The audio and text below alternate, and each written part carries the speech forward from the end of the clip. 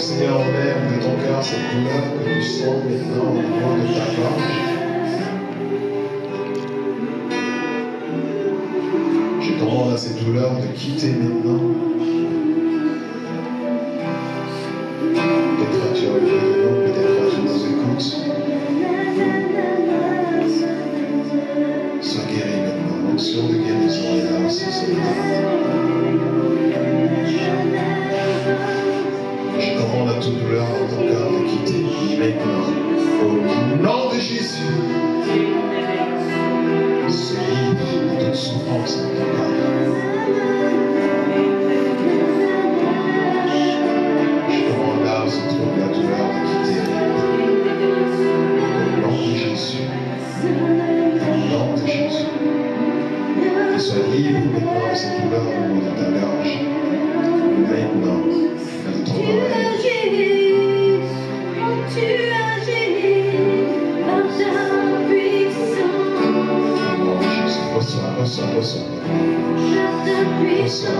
Reçois.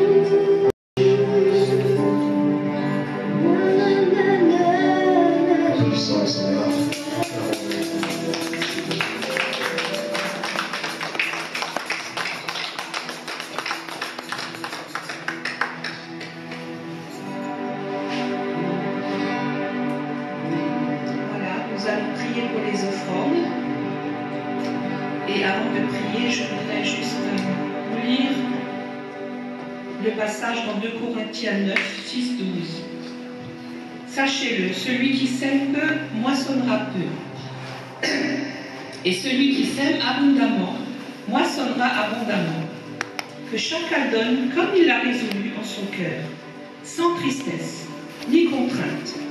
Car Dieu aime celui qui donne avec joie.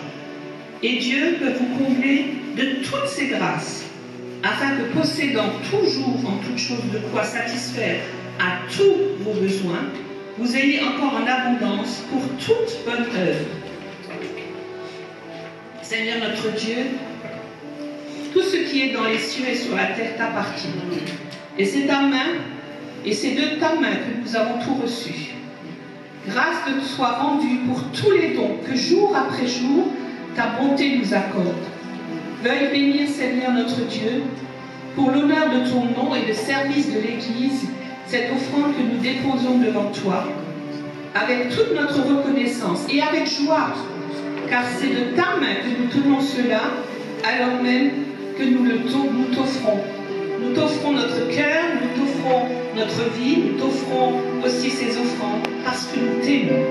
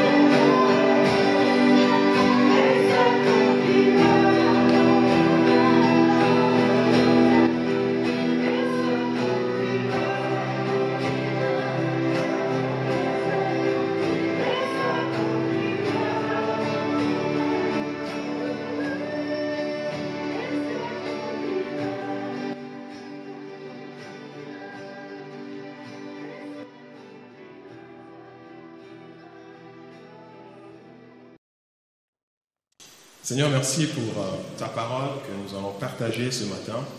Nous te prions de souffler sur cette parole, que cette parole nous fasse du bien, que cette parole nous encourage, que cette parole nous donne à aller encore de l'avant, Seigneur, avec toi.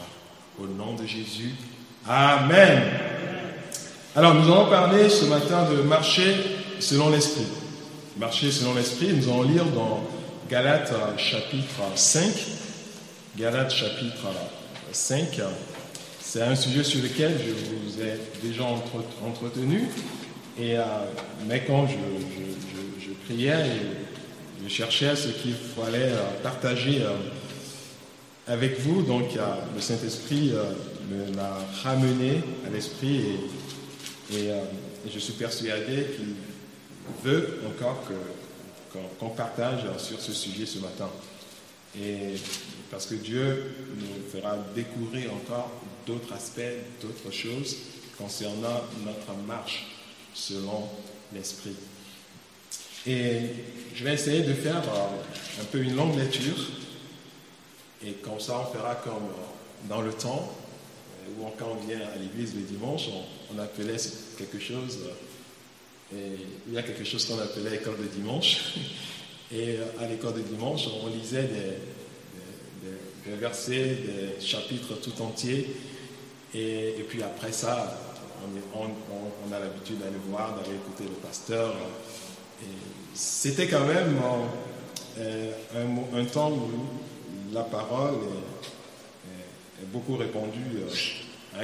On s'enrichit beaucoup de la parole. Quand on vient à l'église le dimanche, on a un temps que pour la parole, que pour la parole, que pour la parole.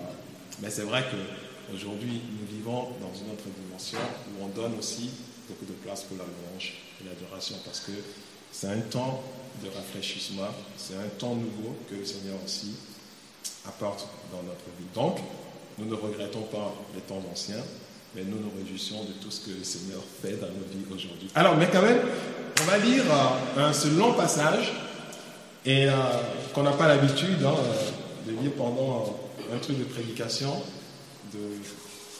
les dimanches. On va lire Galates 5. Le passage qui nous intéressera, c'est du verset 16 au verset 26. Mais on va lire à partir du verset 1. Ok? Alors, c'est l'apôtre qui écrit aux chrétiens de Galates. C'est pour la liberté que Christ nous a affranchis. Demeurez donc fermes et ne vous laissez pas mettre de nouveau sous le joug de la servitude. Voici, moi Paul, je vous dis que si vous vous faites circoncire, Christ ne vous servira à rien. J'affirme encore une fois à tout homme qui se fait circoncire qu'il est tenu de pratiquer la loi tout entière. Vous êtes séparés de Christ, vous tous qui cherchez la justification dans la loi. Vous êtes déchus de la grâce. Pour nous, c'est la foi que nous attendons par l'Esprit, l'espérance de la justice. Car en Jésus-Christ, ni la circoncision, ni l'incirconcision n'ont de valeur, mais seulement la foi qui est agissante par l'amour. Vous courriez bien. Qui vous a arrêté pour vous empêcher d'obéir à la vérité? Cette influence ne vient pas de celui qui vous appelle. Un peu de levain fait lever toute la pâte. J'ai cette confiance en vous, dans le Seigneur, que vous ne penserez pas autrement, mais celui qui vous trouble, quel qu'il soit, en portera la peine. Pour moi, frère, si je prêche encore la circoncision, pourquoi suis-je encore persécuté? Le scandale de la croix est donc aboli. Puisse-t-il être retranché ceux qui commettent le trouble parmi vous? Frères, vous avez été appelés à la liberté. Seulement, ne faites pas de cette liberté un prétexte de vivre selon la chair, mais rendez-vous par amour serviteurs les uns les autres. Car toute la loi est accomplie dans une seule parole, celle-ci: tu aimeras ton prochain comme toi-même. Mais si vous vous mordez et vous vous dévorez les uns les autres, prenez garde que vous ne soyez détruits les uns par les autres. Le verset 16. Je dis donc, marchez selon l'esprit et vous n'accomplirez pas les œuvres de la chair. Je dis donc, marchez selon l'esprit et vous n'accomplirez pas les œuvres de la chair. Quel est le secret pour ne pas accomplir les œuvres de la chair? C'est marcher selon l'esprit. Mais qu'est-ce que marcher selon l'esprit? Alors, je dis donc, marchez selon l'esprit et vous n'accomplirez pas les œuvres de la chair. Car la chair a des désirs contraires à ceux de l'esprit et l'esprit en a de contraires à ceux de la chair.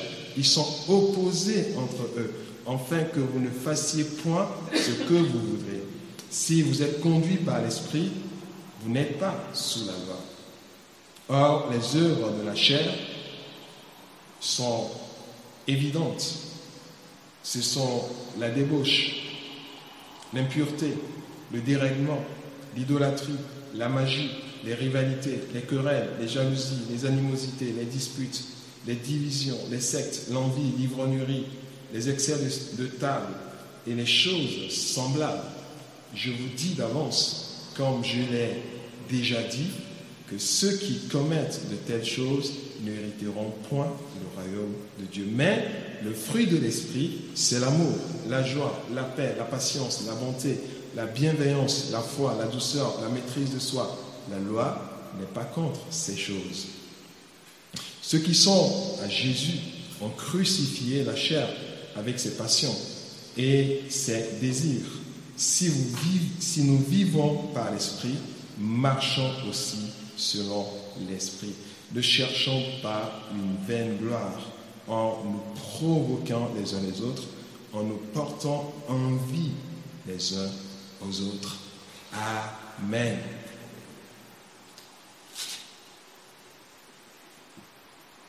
Ça fait du bien, cette lecture, n'est-ce pas? Et dans ce passage, nous voyons l'apôtre qui met en opposition la loi et l'esprit, la chair et l'esprit. Et déjà, il nous fait comprendre ici que c'est pour la liberté que Christ nous a affranchis. C'est pour la liberté que Christ nous a appelés. Et nous sommes appelés en fait à être libres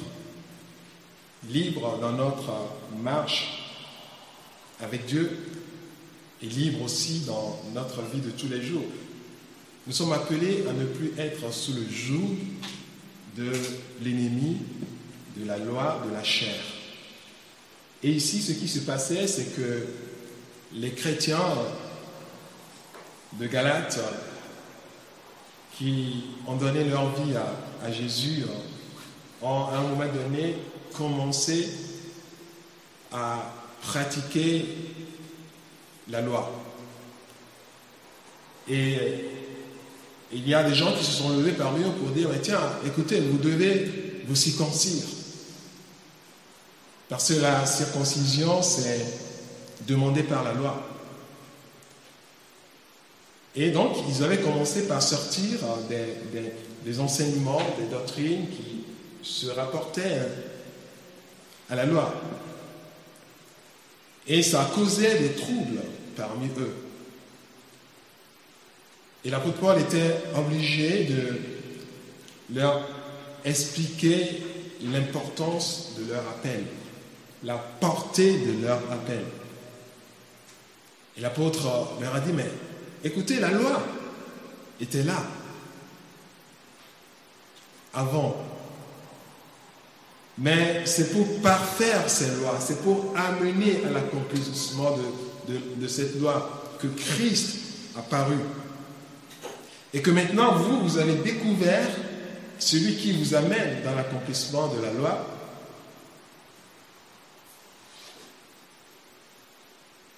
Et maintenant, avec cette découverte, maintenant, vous voulez retourner encore au rudiment de la loi. Et puisque la loi disait, vous devez faire ceci, vous devez faire cela, et que si vous ne faites pas cela, vous serez punis. Donc c'est ça l'esprit de la loi.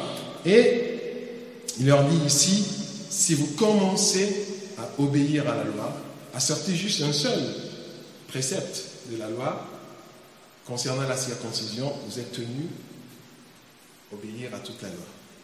Donc ça veut dire que vous changez de dispensation. Vous reniez la grâce. Et vous rentrez maintenant encore dans l'esprit de la loi. Donc,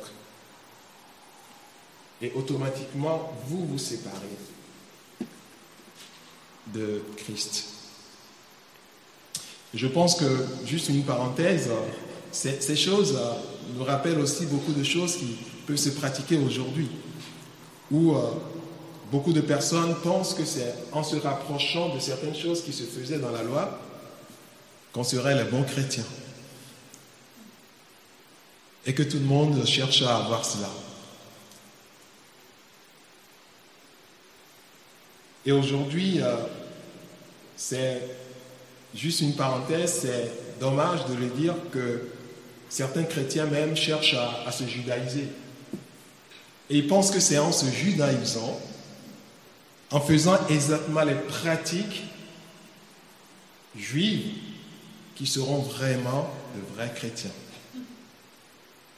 Mais l'apôtre est clair ici, que si vous voulez commencer à pratiquer la loi, vous êtes tenu de pratiquer toute la loi.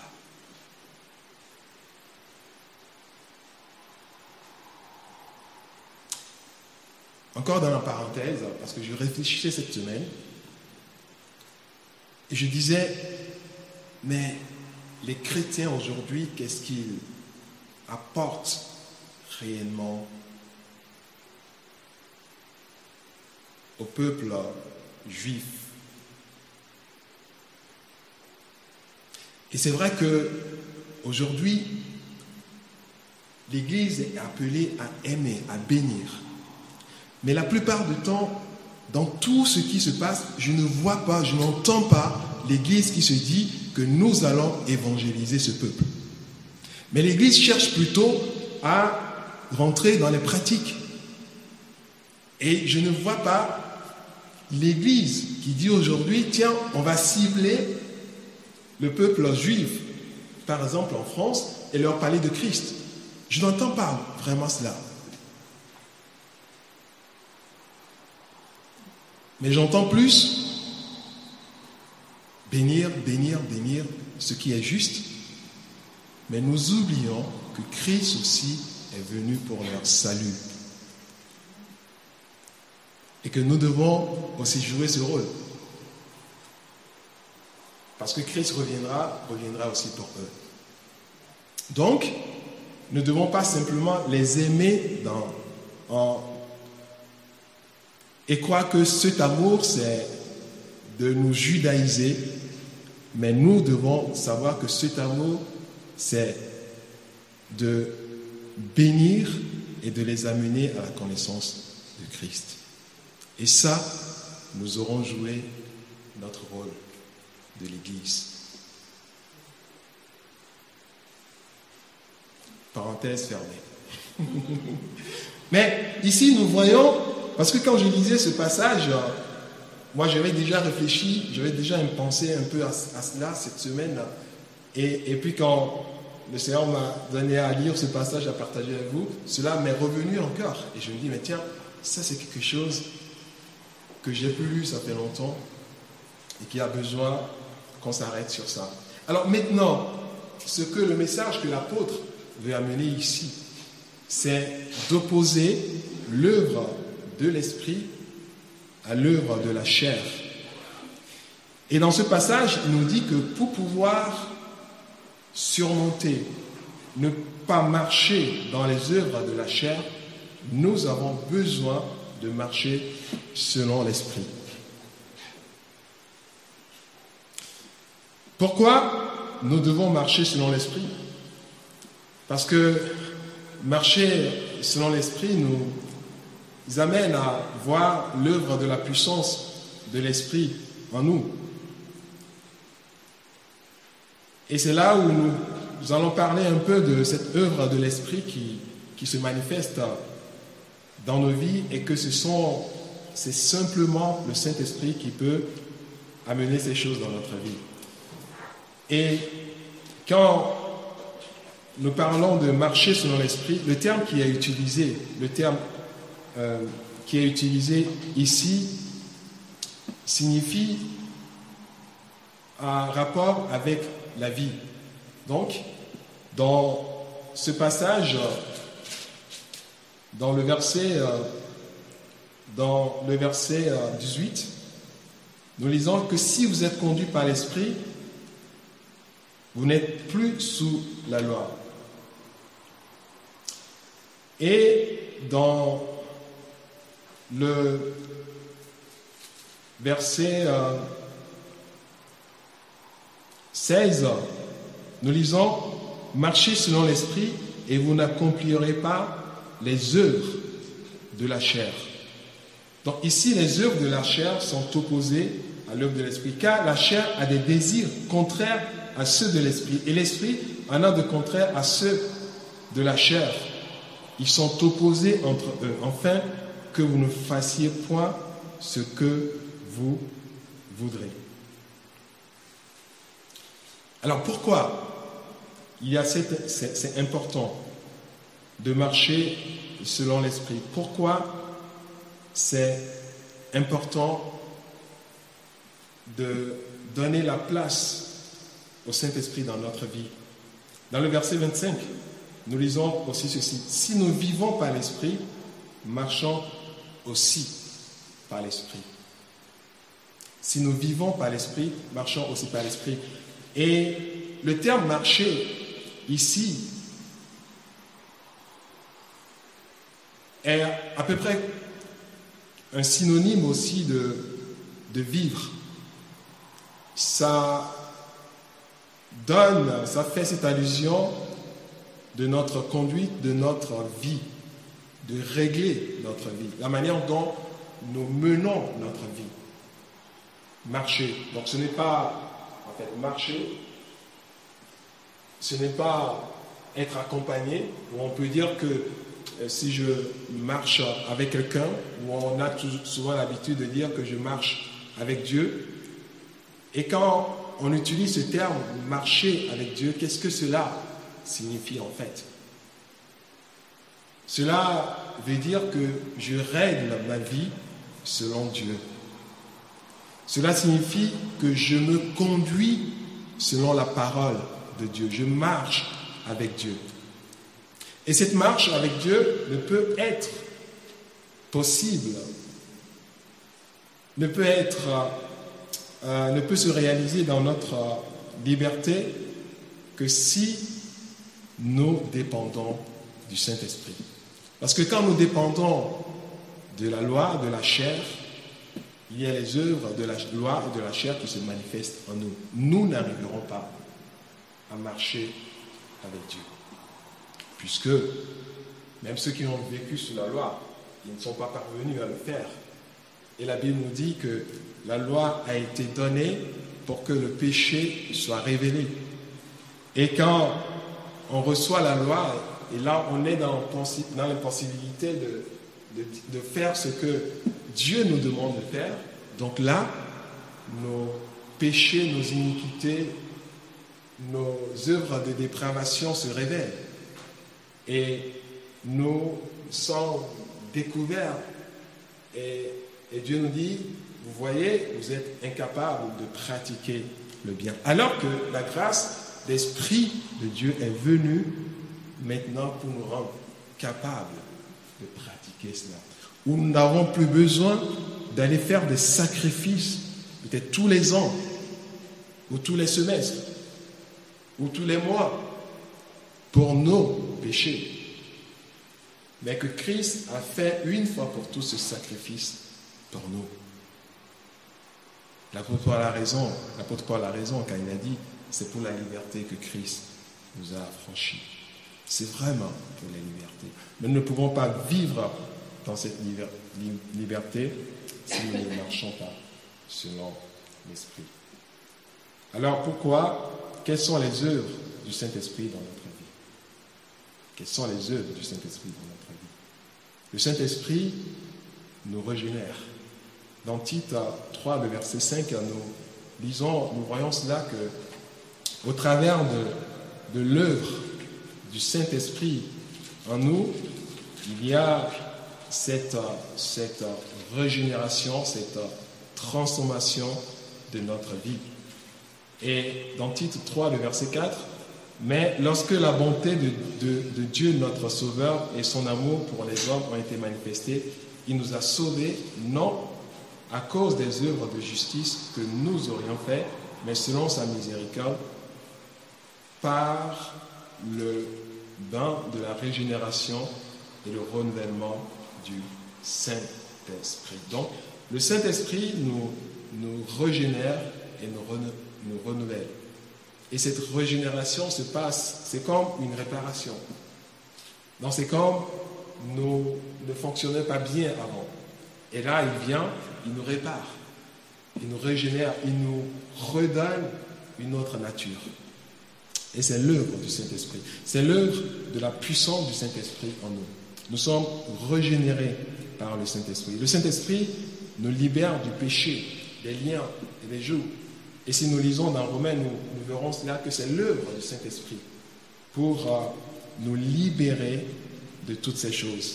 Dans Romains chapitre 8, nous lisons ces passages qui disent « Il n'y a donc maintenant aucune condamnation pour ceux qui sont en Jésus-Christ. En effet, la loi de l'esprit de vie en Jésus m'a affranchi de la loi du péché et de la mort. » La loi de l'esprit de vie.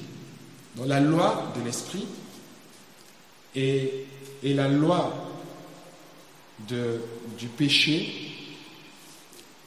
la loi de l'esprit m'a affranchi. Et cette loi de l'esprit se trouve en Jésus-Christ et qui nous a franchis de la loi du péché et de la mort. Vous vous rappelez que dans Galates, l'apôtre nous dit que la chair et l'esprit ont des désirs opposés. Et qu'à cause de cette opposition de désirs qu'ils ont entre eux, nous n'arrivons pas à faire ce que nous voudrions faire du bien naturellement.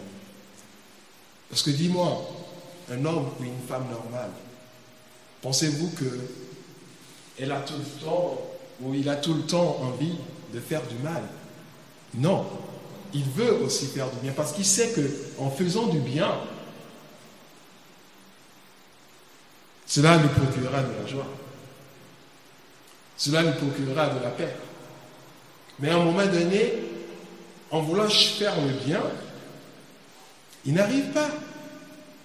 Pourquoi? Parce qu'il est sous la loi du péché, la loi de la chair.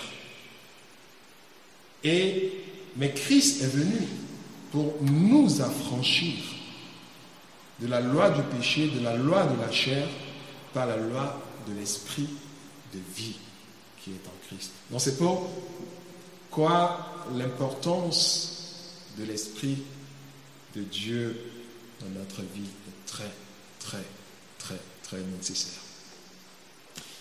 Et dans le verset 3, car chose impossible à la loi, parce que la chair la rendait sans force. La loi, nous avons la loi.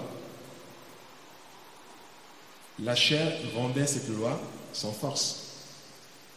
Dieu a condamné le péché dans la chair en envoyant à cause du péché son Fils dans une chair semblable à celle du péché. Et cela, afin que la justice de la loi soit accomplie en nous, qui marchons non selon la chair, mais selon l'esprit. Vous voyez qu'aujourd'hui, nous devons vraiment chercher à savoir et à connaître comment marcher selon l'esprit pour pouvoir être affranchis de la loi de la chair. Et si nous voudrions marcher avec Dieu dans un esprit de la chair, de la loi, nous n'y arriverons pas. Parce que la Bible dit clairement ici, chose impossible à la loi, parce que la chair rendait la loi impossible. La loi était donnée, tu ne voleras pas. Mais combien voler encore? Tu ne tueras pas. Mais combien tuer encore? Tu ne prendras pas la femme de ton prochain. Mais combien prenaient encore la femme de leur prochain?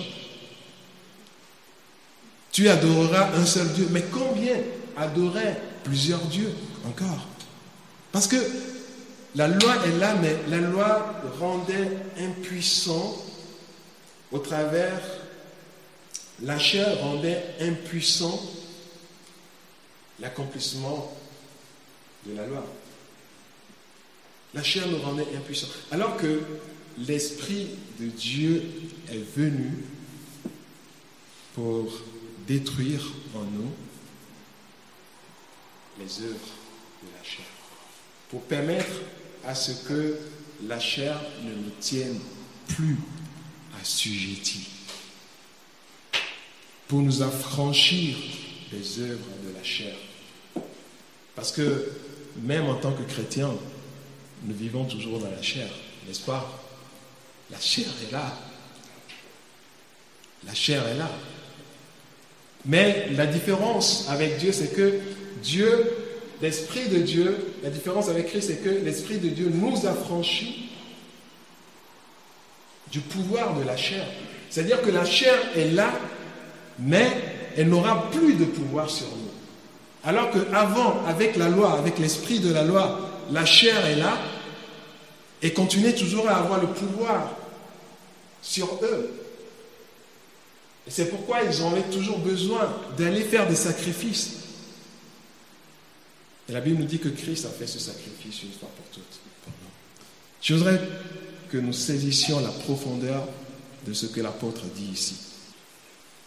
Et quand nous allons saisir cette profondeur de ce que l'apôtre dit, nous serons à mesure de rentrer dans cette liberté à laquelle Christ nous a appelés. Et dans le verset 13 du chapitre 8 de Romains, « Si vous vivez selon la chair, vous mourrez. Mais si par l'esprit vous faites mourir les actions du corps, vous vivrez. » Alors comment pouvons-nous faire mourir les actes, les actions, les œuvres de la chair? C'est par l'esprit. C'est pour cela que Dieu nous a donné son esprit. C'est pour cela que le Saint-Esprit est là. La loi de l'Esprit de Dieu, de l'Esprit de vie de Dieu.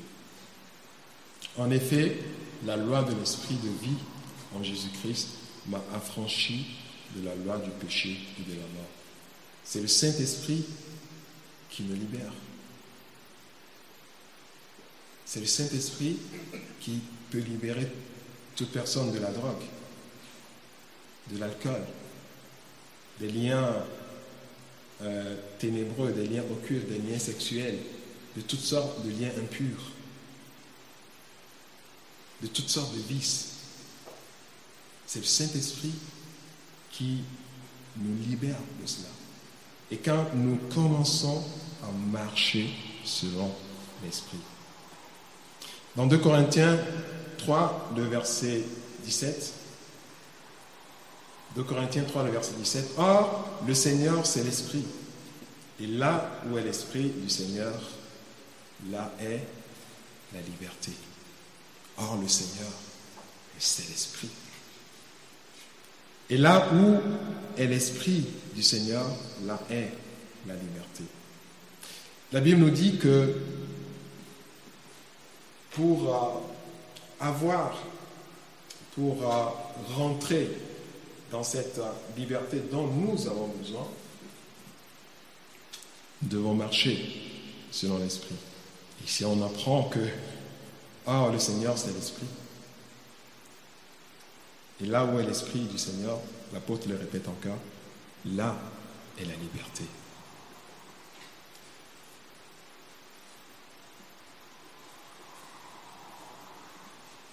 Isaïe 10, 27. « Et il arrivera en ce jour que son fardeau sera ôté du dessus de son épaule et son joug de dessus de ton cou, et le joug sera détruit à cause de l'onction, à cause de l'Esprit de Dieu. » Vous savez que quand nous faisons confiance en Dieu, en sa parole, ces paroles se libèrent, se manifestent pleinement en nous. Dans 2 Thessaloniciens chapitre 2, le verset 13, 2 Thessaloniciens chapitre 2, le verset 13, « Pour nous, frères bien-aimés du Seigneur, nous devons à votre sujet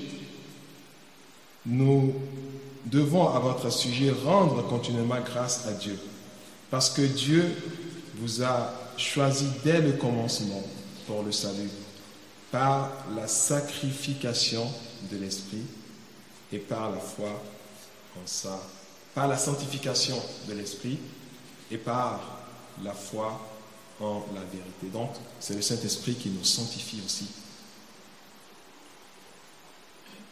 Et quand nous voudrions marcher dans la sainteté de Dieu, c'est le Saint-Esprit qui accomplit cette œuvre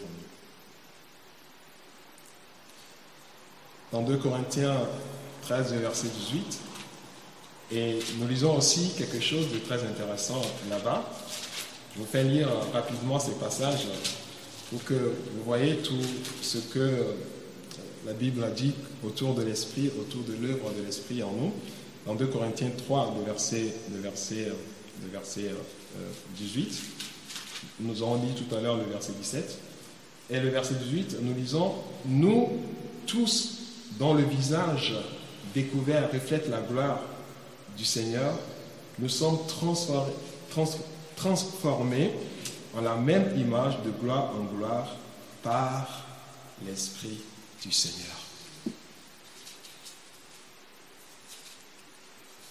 Qui est-ce qui nous transforme de gloire en gloire? L'Esprit du Seigneur. Et le Saint-Esprit met en nous le caractère de Dieu. Il met en nous le caractère de Dieu. Il ne se contente pas simplement de nous reformer, mais il nous transforme aussi. Il nous amène à être à l'image de Dieu. Donc le Saint-Esprit fortifie notre âme intérieure. Et là, vous lirez dans Éphésiens 6, le verset 16, où nous voyons que le Saint-Esprit, que notre âme intérieure est fortifiée par le Saint-Esprit. Et dans Corinthiens, nous faisons aussi allusion à cela pour dire que la personne qui parle en langue est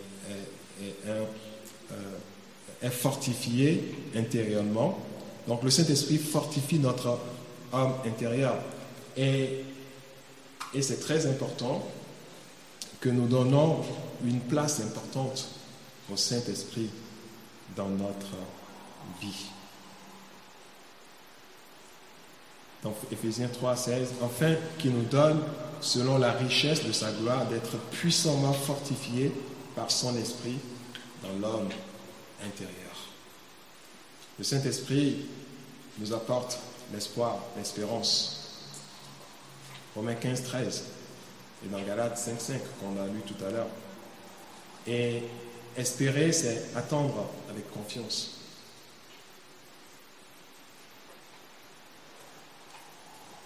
Attendre avec confiance. Et l'espoir que le Saint-Esprit nous apporte. Et l'espoir se fonde vraiment sur cet amour. Et celui qui nous aime, celui-là qui nous aime, celui-là qui nous amène et qui manifeste son amour à notre égard, celui qui nous aime va faire ce qu'il a promis à cause de son amour pour nous. Et Dieu nous aime. Dieu nous aime. Et parce qu'il nous aime, il fait tout pour pouvoir accomplir à notre égard ce qu'il a promis pour nous. Alors il y a tellement de choses que le Saint-Esprit fait en nous. Le Saint-Esprit répand dans nos cœurs, la pluie, ce rafraîchissement, la paix. Le Saint-Esprit libère dans notre cœur la consolation. Le Saint-Esprit répand dans notre cœur l'amour de Dieu. Romains 5, 3, 4. Le Saint-Esprit nous donne de l'assurance. Galates 4, du verset 1 au verset 6. Le Saint-Esprit nous révèle des choses dans 1 Corinthiens 2, le verset 9 au verset 16. Le Saint-Esprit nous rappelle les œuvres de Jésus. Et c'est Jésus même qui a dit, quand le Saint-Esprit reviendra, il nous rappellera des choses que nous oublions. Et dans les moments difficiles, le Saint-Esprit nous rappelle la parole de Dieu, la promesse de Dieu. Et tu es là et tu ne sais pas ce qu'il faut faire. Et le Saint-Esprit te dit, mais tiens, tu as oublié ce que Dieu a promis pour toi. Tu dis, bah!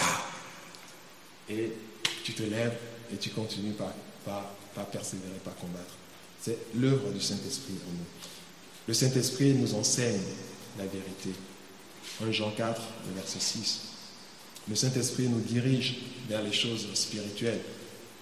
Romains 8, 5. Le Saint-Esprit rend témoignage de Jésus en nous. Jean 15, 26. Qui mieux que le Saint-Esprit peut nous aider à parler de Christ? C'est le Saint-Esprit qui le fait. Donc vous voyez que le Saint-Esprit est central dans notre vie. Donc c'est pourquoi l'apôtre a dit, marchez selon l'Esprit et vous n'accomplirez pas les œuvres de la chair. Alors, la question que chacun se pose, c'est tellement, c'est comment marcher maintenant selon l'Esprit. Et dans le verset 25 de Galates 5, nous lisons quelque chose qui est très important, où l'apôtre dit que si nous marchons, si nous vivons selon l'Esprit, nous devons aussi marcher selon l'Esprit.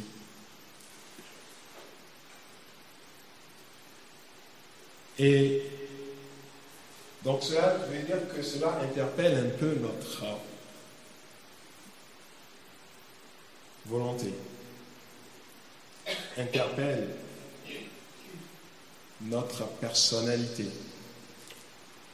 interpelle notre détermination, interpelle notre état d'esprit. Et se dire que sur quoi je me base, ou sur qui je me base. Est-ce que dans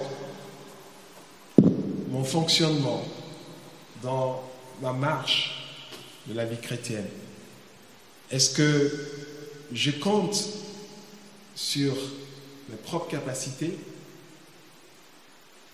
ou je compte sur mes aptitudes, ou je me remets continuellement entre les mains du Saint-Esprit?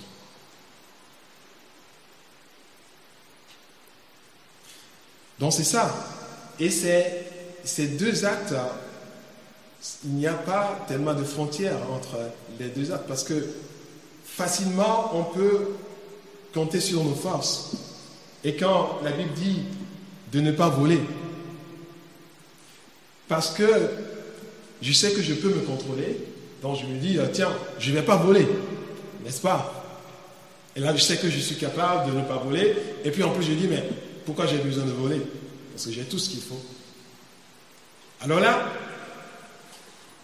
d'une manière ou d'une autre, je compte sur ma capacité parce que je suis capable de ne pas voler. Et là, je vais oublier pour dire, mais tiens, voler n'est pas simplement le fait de ne pas en avoir besoin de ça. Mais tu peux aussi voler parce que, pour autre chose.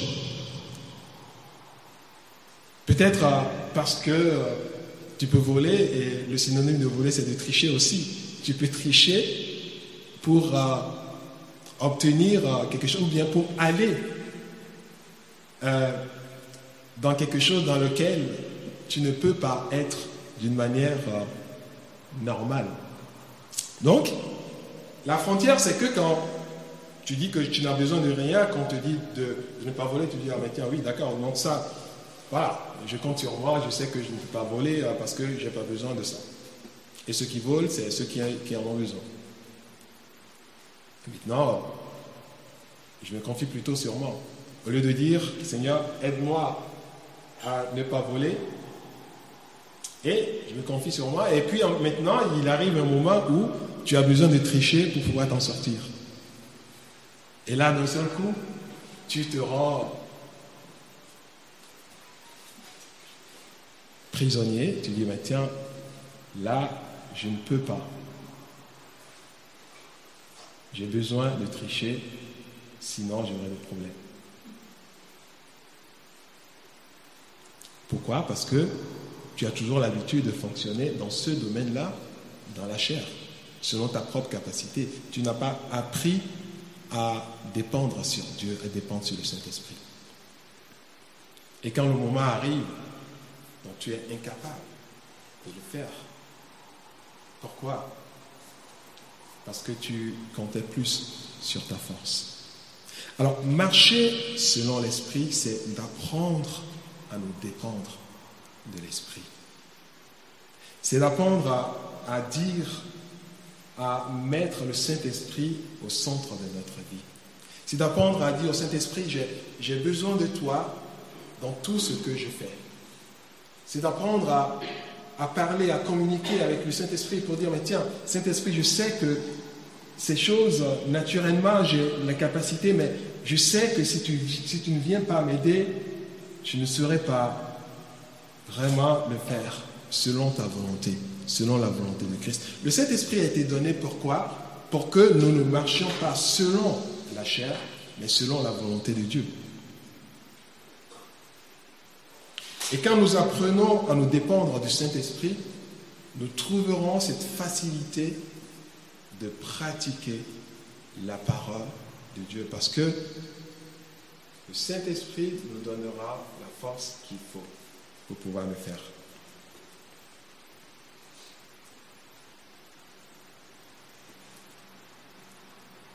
Pourquoi des fois on fait quelque chose et puis qui peut paraître être bien, mais derrière, nous recevons dans notre cœur une sorte de condamnation pour dire, mais tiens, ce que tu viens de faire n'est pas bien.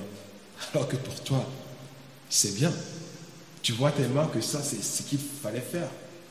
Et là, tu réalises en réalité que ça, ce n'est pas l'esprit qui t'a conduit à le faire, mais c'est ta chair qui t'a conduit à le faire. Mais par contre, quand tu mets en faisant cela, tu as demandé à Dieu, au Saint-Esprit de te conduire, et tu vas voir que tu vas réaliser, avant même de faire cela, que la manière dont tu pensais le faire et qui paraît être juste n'est pas la bonne. Donc l'invitation de Dieu dans ce passage, c'est d'apprendre à marcher selon l'Esprit. Et il y a beaucoup de livres qui ont été écrits sur ça, où les best-sellers ont le Saint-Esprit, mon partenaire, le Saint-Esprit, mon ami, le Saint-Esprit, mon guide. Et on voyait avant, on plaçait le Saint-Esprit avant, quelque part d'autre, où on se disait, mais tiens, on ne pouvait même pas interpeller le Saint-Esprit ou parler au Saint-Esprit. Mais à un moment donné, le Seigneur nous donnait à découvrir l'importance du Saint-Esprit dans notre vie. Et quand tu découvres cette importance du Saint-Esprit, cela te permettra de marcher librement en Dieu, de vivre dans la liberté. Donc nous avons besoin de marcher selon l'Esprit. Le secret que moi je vous donnerai dans ce domaine, c'est simplement de vous d'apprendre à vous dépendre du Saint-Esprit. Et en toute chose, réaliser la présence du Saint-Esprit en vous. Vous savez, la parole de Dieu dit quelque chose, que nous sommes le temple du Saint-Esprit. Le Saint-Esprit est en nous. Que la personne qui n'a pas l'Esprit de Dieu n'est pas enfant de Dieu. Donc si nous sommes enfants de Dieu, donc nous avons l'Esprit de Dieu en nous. Et que c'est cet Esprit qui rend témoignage à notre esprit que nous sommes enfants de Dieu. Donc je dois être conscient tous les jours de la présence du Saint-Esprit en moi.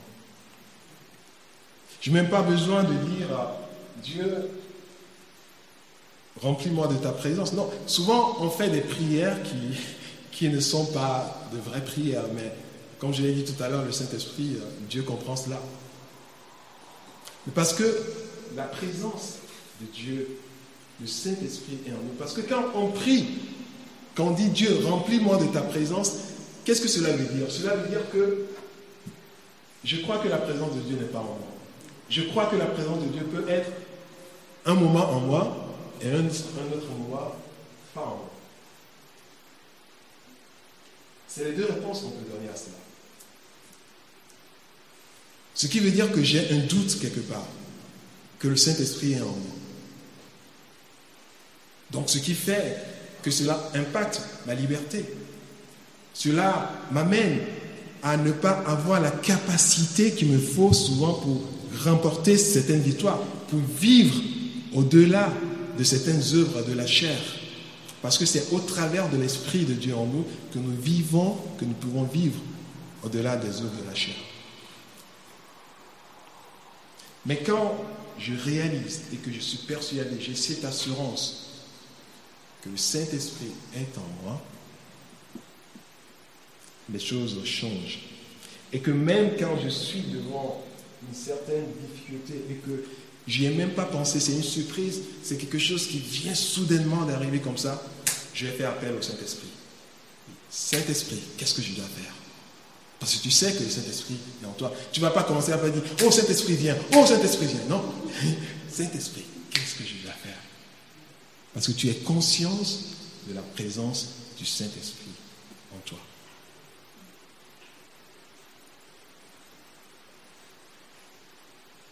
Vous savez, des fois, ce n'est pas parce que tu mens, ce n'est pas parce que tu vis dans quelque chose qui n'est pas agréable à Dieu et que tu es toujours en train de lutter contre cela, que le Saint-Esprit n'est pas en toi. Le Saint-Esprit, lui, il est toujours là. Mais c'est que ce que tu vis, et quand tu vis dans ce qui n'est pas agréable à toi, ça, simplement, annule, limite, affaiblit l'œuvre du Saint-Esprit en toi et au travers de toi. Mais cela n'enlève pas la présence du Saint-Esprit en toi. Mais ça empêche, ça handicape, ça met un peu l'œuvre du Saint-Esprit sous couvercle. Et que cela ne peut, et le Saint-Esprit ne peut se révéler, ne peut se manifester en toi que quand tu t'aurais séparé de ce mal. Mais cela n'empêche pas que le Saint-Esprit soit toujours en toi. Et c'est justement parce que le Saint-Esprit est en toi qu'il parle à ta conscience et il te dit tout le temps que ce que tu fais n'est pas bon. Tu dois sortir de ce péché, tu dois sortir de ce mal et tu dois commencer à vivre selon ma parole. C'est parce que le Saint-Esprit est là.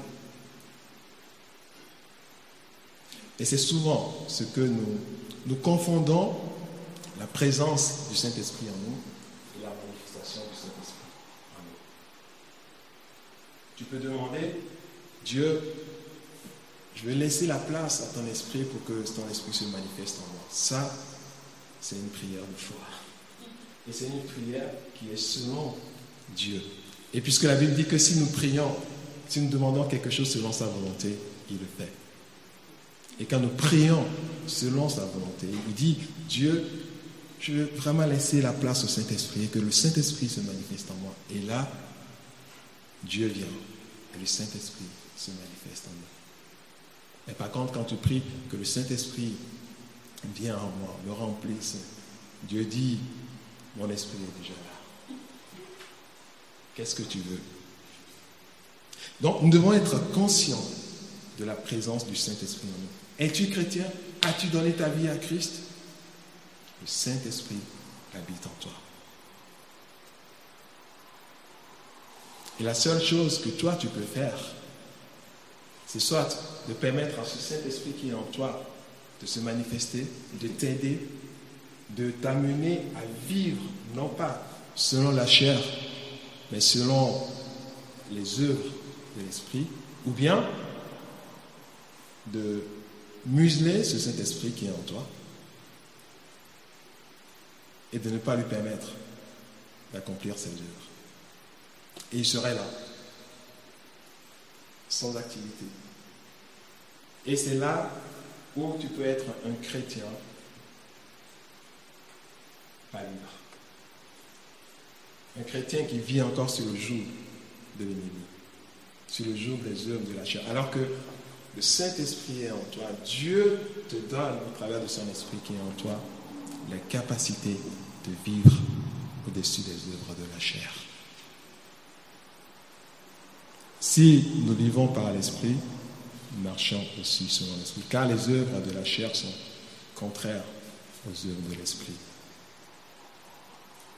Et les œuvres de l'Esprit est le fruit de l'Esprit qui est cité ici, dans ce passage. Donc, laissons le Saint-Esprit se manifester librement. Donnons la place qu'il faut au Saint-Esprit. Et cela commence par le fait d'être conscient de la présence du Saint-Esprit en toi. Et quand tu es conscient de la présence du Saint-Esprit en toi, beaucoup de choses changent. Beaucoup de choses changent. Vous savez pourquoi le diable amène facilement les chrétiens à vivre dans le mal? Parce qu'ils se disent, quel que soit le cas, le Saint-Esprit, c'est déjà chassé le Saint-Esprit en moi. Tu ne peux pas chasser le Saint-Esprit en toi. Le Saint-Esprit est là, mais c'est simplement, tu le muselles, tu le mets, tu l'handicapes. Sinon, Dieu va juste, c'est un peu ce ping-pong là, où le Saint-Esprit est là en toi aujourd'hui, demain le Saint-Esprit n'est pas là, le Saint-Esprit est là, mais le ping-pong là, c'est plutôt la présence du Saint-Esprit, la manifestation de la présence du Saint-Esprit. Quand tu laisses la place au Saint-Esprit, sa manifestation est là. Quand tu ne lui laisses pas la place, tu es sec. Malgré qu'il est là. Marcher selon l'Esprit, c'est laisser la place au Saint-Esprit dans ta vie. Donner la place qu'il faut au Saint-Esprit. Donner la place qu'il faut au Saint-Esprit. Donner toute la place qu'il faut au Saint-Esprit. Et dire au Saint-Esprit, je me livre à toi, je m'abandonne entre tes mains.